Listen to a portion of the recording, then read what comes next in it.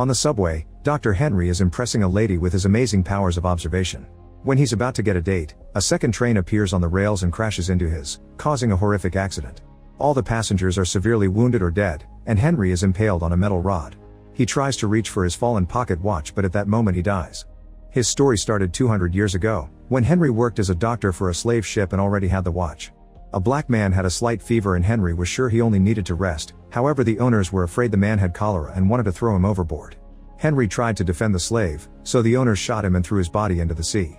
Something happened that night that kept him alive and now Henry is immortal. Whenever Henry dies, his body appears naked in the water, which is happening now after the train crash. Everyone in the park stares at him and the cops arrest him for exposure. After he's released, he goes to his house in an antique shop and adds the latest incident to his diary, on which he keeps track of every time he dies. Meanwhile, Detective Jo is called to investigate the crash and she finds Henry's watch. The cops search every car and find no survivors. The bodies are sent to the NYC Medical Examiner's office, where Henry works as a pathologist. He is working on opening the train driver when Jo arrives to ask for an update. With his observation skills, he can tell that Jo is a widow and has a drinking problem. Once he finishes the examination, he concludes that the driver was poisoned. At that moment the phone rings and Henry hears a mysterious man saying he saw him survive the train crash, but the guy hangs up before Henry can ask for his identity. Moments later, Jo checks the station's security cameras and sees Henry getting on the train. The next day Henry goes to work and finds an anonymous envelope containing a picture of him and his late wife Abigail in 1955. She always believed that Henry was chosen to be immortal for a greater purpose. The envelope also has a newspaper covering the subway disaster and a note, so Henry concludes that the mysterious caller caused the accident to prove he's immortal. Afterward, Henry takes a blood sample from the dead driver and takes it home. His adopted son Abe knows his secret and injects him with the poison blood. Henry dies and appears in the river as usual, but now he knows that the poison is aconite.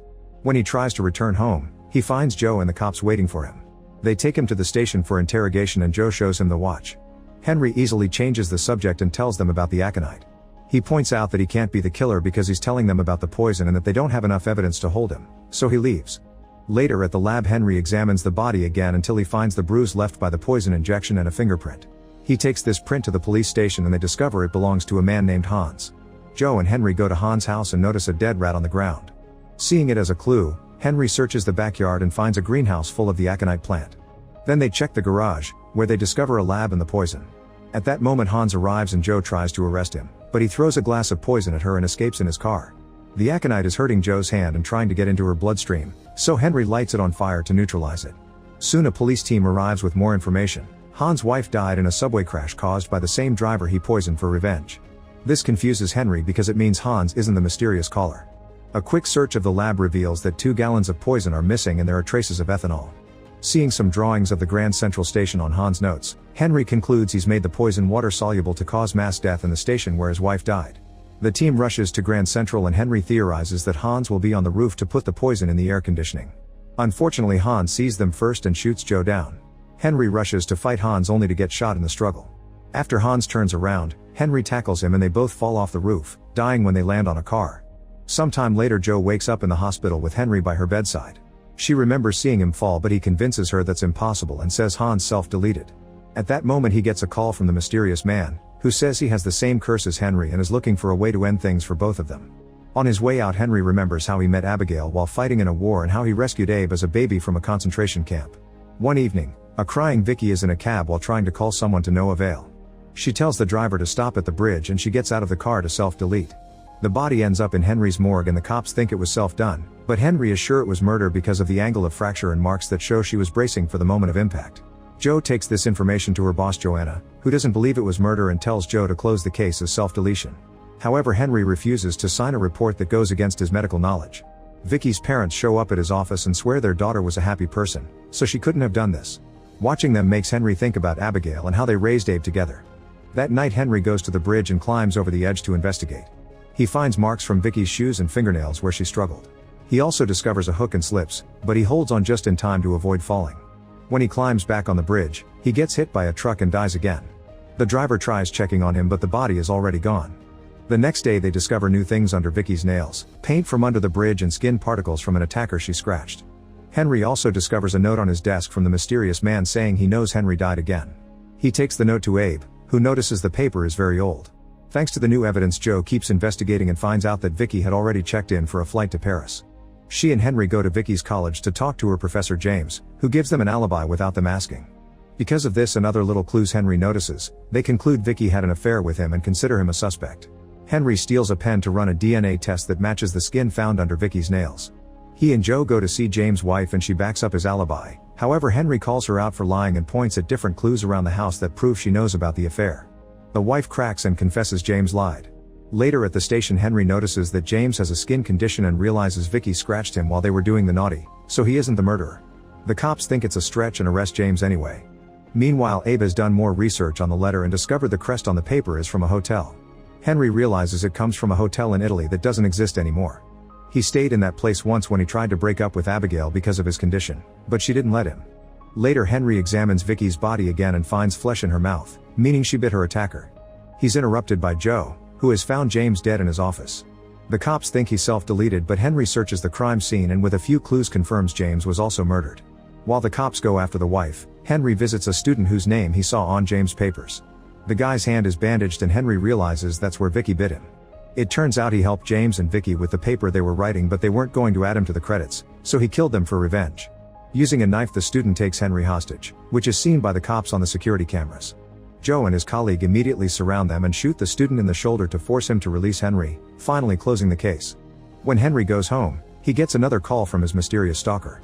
The guy knows Henry is 200 and claims to be 2,000 years old. He also says his name is Adam. Sometime later, Henry finishes a whole study on his list of deaths and discovers that different deaths may take longer to be reborn from. Abe gets angry because he hates seeing Henry so desperate to end his curse while he suffers from getting old, so they end up arguing. In the evening, Bill gets his briefcase stolen and decides to chase after the thief. He manages to tackle him and starts beating him up, only to then die of an apparent heart attack. The body makes it to the morgue and Henry is surprised to find that this 67-year-old has an incredible physique for his age. However, his brain had lots of illnesses, as if he had an old brain in a young body. There's a strange liquid in his stomach and no other food or drinks, so he concludes that's what killed him. Joe and Henry talk to Bill's son, who says his dad changed dramatically after his wife died. He forgot his family and focused on physical fitness and partying. Bill was found in Chinatown, but he hated that area, and in his briefcase they found a business card for some kind of healing clinic plus a large sum of cash. The duo next visits Chinatown and follows a series of clues to track down the spot where Bill died. There they see a fancy lady who looks very out of place in this neighborhood. They follow her to a shady door that has the same symbol they saw on the business card. When they go inside, they discover an expensive clinic named Eterna run by Dr. Gardner, who explains Eterna is a supplement that helps people feel young again. However, he refuses to give them a sample without a warrant. Henry notices that Gardner has had plastic surgery to make his nose longer and to feminize his jaw, which are unusual choices and probably mean he's trying to hide his real face. Then he pretends to accidentally bump into a patient to secretly steal her Eterna. Joe asks Gardner for a business card to get his fingerprints. All this business reminds Henry of the 1900s when people sold fake cures for tuberculosis. After running a bunch of tests, Henry discovers that Eterna uses cheap compounds to cut corners. Joe also does research and learns that Gardner is using a fake name. He has no medical training, and he used to run a clinic in which many people died. They go to see Gardner at his house, where he's having a pool party. He explains he doesn't make Eterna, he only sells it, which Henry believes because he doesn't have the training. While Gardner changes into proper clothes to leave with them, Henry meets one of the patients and notices she's having memory problems. Suddenly they hear Gardner scream and run to check on him, only to find him killed by a stab wound. The injury is very exact and made by a scalpel, which means the killer has medical training. Later at the morgue, Henry confirms that Gardner's brain was also being affected by Eterna. The compound is filled with prions from infected tissue, which means the patients are drinking human brains. Joe and Henry confront his co-worker Lucas, who confirms 12 bodies have disappeared from the morgue. Lucas shares his routine from the last week to find any holes, and they quickly realize the only person with access to the bodies is the ambulance driver. The cops rush to surround the guy and find him with a body in the ambulance. During interrogation, the driver swears he's making Eterna, but Henry doesn't believe him because he lacks the knowledge and training. When the police find the clinic's list of patients, Henry is shocked to see Abe on it. He rushes home to comfort him and Abe explains he doesn't want to be young, he just worries how Henry will manage without him. He didn't take Eterna because it was too suspicious, but he met the chemist who made it. He describes the chemist to the police and a search of her face in the system reveals she's the sister of a morgue employee and Gardner's girlfriend. Later, Abe sees the chemist on the subway and calls Henry to tell him he'll follow her. The cops rush the station and Henry finds her first, so she explains she didn't know Eterna was hurting people. Gardner got it from her after he threatened to send her back to her home country. It wasn't her decision to use cheap ingredients either, that was also Gardner. She's feeling lots of guilt and wants to self-delete, but Henry stops her and closes the case. At a fancy party in a museum, Gloria insults most of the guests. When she walks down a corridor, she notices someone following her. Moments later, the police are examining her dead body. Joe is surprised to see Lucas there instead of Henry. It turns out Henry used to be friends with Gloria, and it hurts him to see her body arrive at his morgue. Since Gloria belonged to one of the most important families in the city, reporters are curious about her death, and Lucas accidentally mentions to them that it was a murder. Soon the news appear on every paper, and Gloria's family is furious about this information leak. Henry takes the blame to protect Lucas, and he's pulled off the case. Joe still invites Henry to investigate with her, and they go to the museum, which makes him very uncomfortable because he used to come here with Abigail often. Following a series of clues, Henry retraces Gloria's footsteps. He concludes that she was pushed down the stairs and then tried to crawl away. Checking the security cameras confirms that there was someone with her. The man on the camera is Lance, who is taken to the station for interrogation. He claims he asked Gloria's blessing because he wants to marry her granddaughter, whose father Conrad didn't approve. Lance has Gloria's ring, but he didn't steal it. She gave it to him for the engagement. She told him to follow his heart, which sounds suspicious because usually she doesn't behave sweetly. Gloria had been acting strange, and Henry makes Joe ask Lance about the symptoms, which makes him think she had a stroke. However, he's off the case, so he can't check the body to confirm. He remembers meeting Gloria during a museum party and how she told him to marry Abigail before it was too late. Joe tries to talk to Lance's fiancée and learns how dysfunctional the family is. Gloria is described as heartless, and rumors say she was planning to cut Conrad out of the will. Conrad's currently auctioning off Gloria's furniture, and Abe gets to attend, thanks to owning the antique shop. He sneaks into Gloria's bathroom and takes a photo of all her medication, but none of these could have caused a stroke. Later at the station, Henry sees Conrad yelling at Reese and notices his hand is shaking, meaning he has epilepsy. Henry asks him what medicine he takes and confirms it's the kind of compound that could have killed Gloria. The cops interrogate him, and Conrad confirms that Gloria already cut him out of the will. He has a motive, but the police don't have evidence to keep him in custody. When Henry returns to his lab, Lucas tells him he felt too guilty, so he sneaked into the funeral home and took a sample of Gloria's liver. Henry immediately examines it and confirms that Gloria was poisoned by the medicine, but it was before the party. The only person Gloria was with during that time had been her nurse. At that moment, a cop brings a newspaper announcing that the nurse inherited Gloria's fortune. While the cops interrogate the nurse, Joe and Henry search Gloria's room. Among the ashes in the fireplace, they find a burned letter and a missing champagne glass, despite Gloria not being a drinker. Henry calls the station to ask the nurse more questions and realizes the food Gloria ate made the medicine act faster, so it was given to her later. Next, they check Gloria's car and find the medicine that killed her. Henry gathers the family and the cops to share his conclusions. Gloria had been terminally ill and took the medicine to self-delete. However, the food she ate made it act faster than planned, so she dragged herself across the floor to die in front of a painting made by an ex-lover of hers who also sent the burned letter. After the case is closed, Joe shares a story of her dead husband. In return, Henry confesses that the museum made him uncomfortable because that's where he proposed to his dead wife. A few nights later, a fancy woman is leaving a hotel when she's suddenly attacked by the shadows. The next morning, Henry and Lucas are called to the station because the cops received a bleeding box. When Henry opens it, he finds a human heart inside. After studying the heart in his lab, Henry informs the police that it belonged to a woman and was removed while she was still alive. They go through the recent missing women in the system, and Henry discards them using his observation logic until he concludes the victim must have been a night worker. This reminds him of the time he investigated the crimes by Jack the Ripper, since he was the doctor in charge of studying the bodies back then. The group goes to the hotel where the lady often worked, and Henry finds a blind spot where a criminal could drag a body without being seen. Nearby there's a meat factory, and Henry realizes the victim has the same name as one of the women killed by Jack the Ripper, which means they're dealing with a copycat. By searching the factory, the cops find the dead lady's body, and Henry is impressed by all the exact details that match Jack's old crimes. At that moment, Henry gets a call from Adam, who knows the identity of the body. Henry hears a siren on the phone but also outside, which means Adam is nearby. He runs outside to try to catch him but only finds his abandoned phone. Later, Henry takes the phone to Abe, who explains it's a burner and can't be traced. They wonder if Adam is actually Jack the Ripper since he was never caught. He can't share such a theory with the police, so he wants to track the weapon used for the murder. There was a piece of the blade in the body, and Henry recognized it as a very rare surgical blade. Abe gets in contact with another antique dealer who may have had the blade and steals her contact book. Unfortunately, it's in Japanese and he can't read it. Meanwhile, Henry takes a closer look at the body and discovers the killer made a mistake. Instead of cutting the victim's wrist like it really happened, the killer used the shape that the newspapers inaccurately described. This means the killer isn't Jack and has been looking at old news articles. Joe and Henry go to the library and notice that the last person who checked out the old newspaper used another name from the Ripper's case. A second name on the list has the same handwriting and is still in the library. The guy sees them staring and immediately runs away, so the duo starts chasing him. The suspect drops his bag while Joe keeps on following him, but Henry stops to look at it and finds the blade.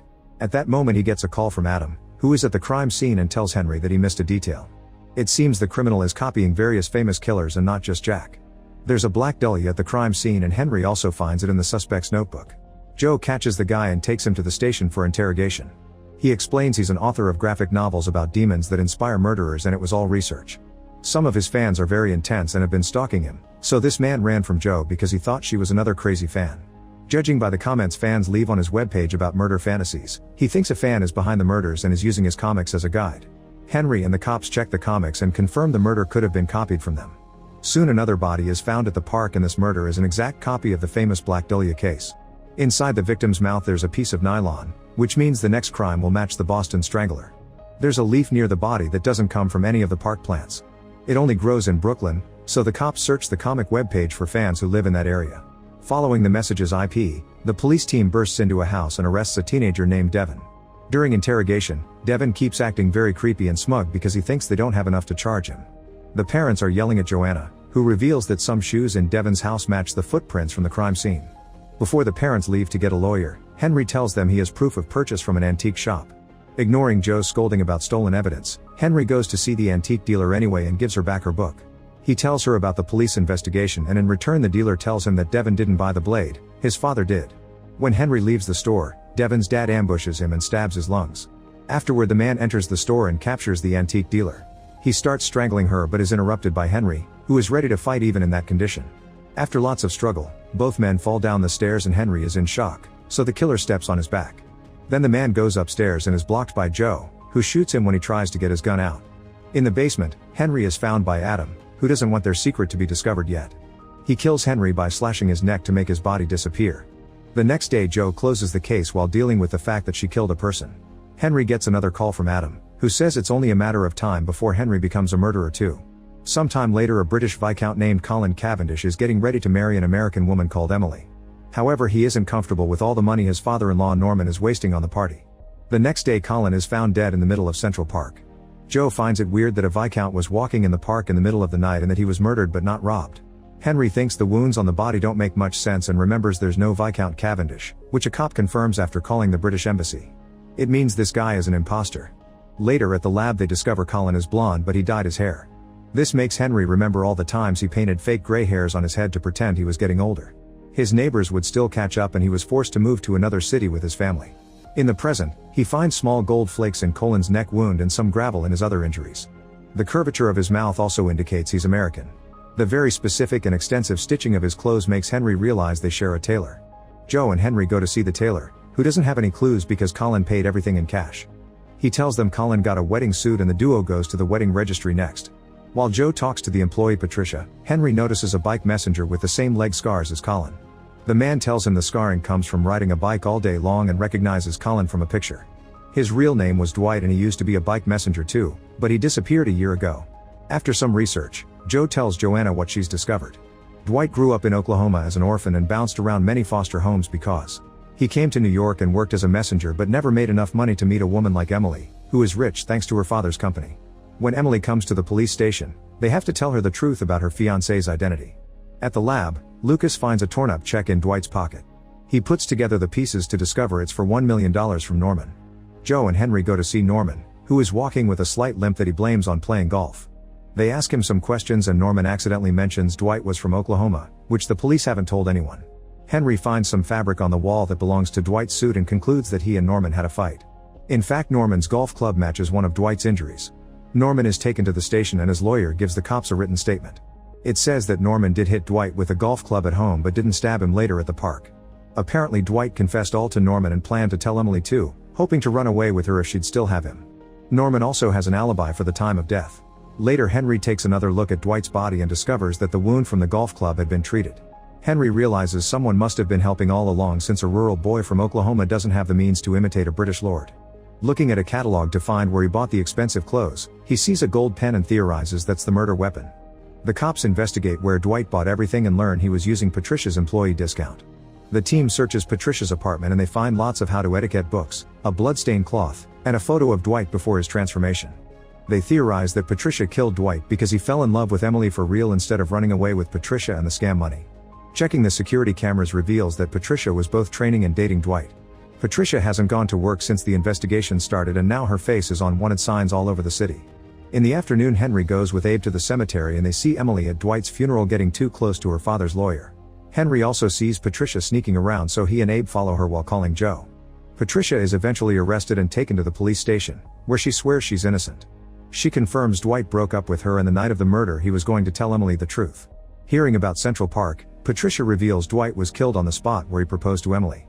The group goes to the park and does a little reenactment that proves Emily didn't have the strength to kill Dwight, not to mention she has an alibi. Someone must have killed Dwight to keep Emily around, so the cops decide to arrest her to set a trap. In the evening, Norman's lawyer goes to the park to search for the golden pen he buried after the murder to confirm the cops don't have it. The detectives surround him and immediately arrest him. It turns out the lawyer is in love with Emily and killed Dwight to keep her from running away with him. While giving Emily an update on the case, Henry and Joe assure Emily that Dwight truly loved her and tore up the check because he didn't want the money. Afterward, Henry takes a cab home only to discover that the driver is his mysterious stalker Adam. Minutes ago, Adam killed the real taxi driver and stole the car to trick Henry. He starts driving like a maniac through the city while pointing out that Henry doesn't believe he's immortal. To prove it, he uses a gun to self-delete and his body disappears.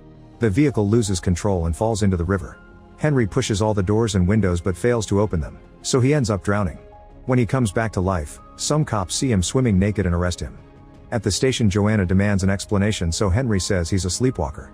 Joanna tells him being eccentric is fine, but this can't go on because it'll challenge his credibility. The other officers tease him for the incident, but Joe shows concern, which Henry ignores. At the lab, Lucas shows Henry the latest body, who happens to be the taxi driver. There's only one wound indicating he was stabbed by a sword. Then Henry tells Abe what's happening and Abe scolds him for going after Adam alone. He wants Henry to ask Joe for help, but Henry remembers the time he trusted another one of his wives with his secret and she sent him to an asylum. Henry takes some swords from the antique shop to do some tests, but none of them match the wound. Soon the cops find the cab in the water and take it out to look for clues. The casing from Adam's shot is under the seat and a detective recognizes it as a bullet from an antique gun. Joe wants to get DNA from the scratches on the back seat, but Henry tells her the water must have washed it off. She also finds Henry's watch, so he pretends he just dropped it. That night, Henry and Abe go to the river to look for the gun. When they finally see it floating in the water, Henry gets ready to jump to retrieve it, but they're interrupted by the police. Henry is taken to the station again and he tells Joanna that he was looking for clues, so he's allowed to leave. Joe checks on him and tells him he may need therapy, but she also offers an ear if he ever needs it. This makes him remember his time at the asylum and all the horrible treatments the doctors put him through. Henry decides to try therapy anyway. After some chatting, the therapist Lewis decides Henry needs more people he trusts and can talk to in times of need, since obviously being a loner has taken a toll on him. Meanwhile, the cops find the gun where Henry saw it last night. It's a very old model and registered in Brooklyn under the name Richard Smythe. They go to the address on the gun license and find the apartment empty except for a dead body. This is Richard, the owner of the apartment, and his body has been opened up.